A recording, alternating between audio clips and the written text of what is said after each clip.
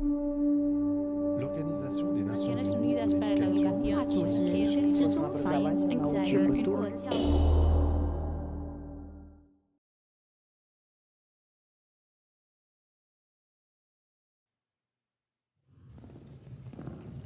Combien sont-ils, les gardes qui, au cours des siècles, ont arpenté les chemins de ronde de Bellinzona à la lumière d'une torche?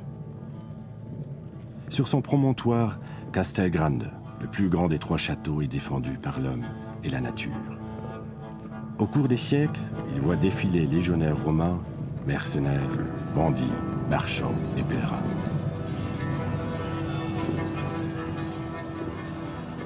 De par son importance stratégique, cette forteresse située entre les cols des Alpes centrales et la Lombardie attise la convoitise d'empereurs, d'évêques et de seigneurs. Elle a été construite peu à peu, pierre après pierre. Les annales mentionnent un premier château au VIe siècle. Son développement se poursuit jusqu'au XVe siècle, quand les ducs de Milan s'efforcent de la rendre inexpugnable. Au temps de leur splendeur, les 3 châteaux et les remparts protégeaient le bourg de Bellinzona. Mais ce qui rendait la forteresse de Bellinzona unique, c'était la murata. Cette muraille fortifiée, aussi haute que puissante, barrait la vallée sur toute sa largeur. Et sa mission était de protéger les Milanais contre les incursions belliqueuses des soldats suisses. Mais l'histoire ne s'arrête pas. Et quelques années plus tard, d'autres bannières flottent sur les murailles. Au début du XVIe siècle, et pour 300 ans, Bellinzona passe aux mains des confédérés. Du haut des remparts, les sentinelles regardent maintenant dans la direction opposée. Les fonctionnaires milanais sont remplacés par les baillis envoyés par les premiers cantons confédérés. Et les châteaux deviennent un siège administratif et judiciaire helvétique.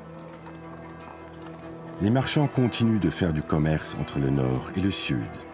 Et en ces temps de paix, Bellinzona perd l'essentiel de son importance militaire. En fait, le seul véritable assaut contre les châteaux sera celui des eaux.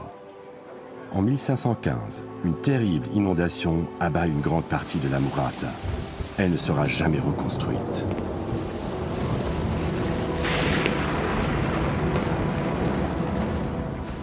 En 1803, le Tessin rejoint la Confédération suisse. Les châteaux sont désormais propriété du canton, mais celui-ci a d'autres priorités.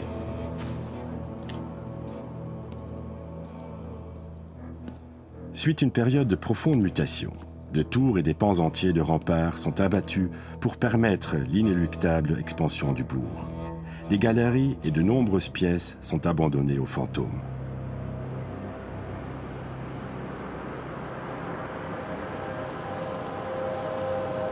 Au cours des siècles, la forteresse a donc plusieurs fois changé de propriétaire, de rôle et d'importance. Aujourd'hui, les châteaux sont valorisés comme patrimoine historique. Ce sont des lieux de culture et de détente, sertis dans un écrin de verdure au cœur de la ville.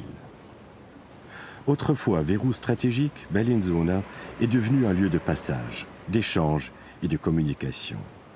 Les châteaux accueillent les touristes et les visiteurs qui, en mettant leurs pas dans ceux des sentinelles d'autrefois, font vivre la mémoire de ce lieu d'exception.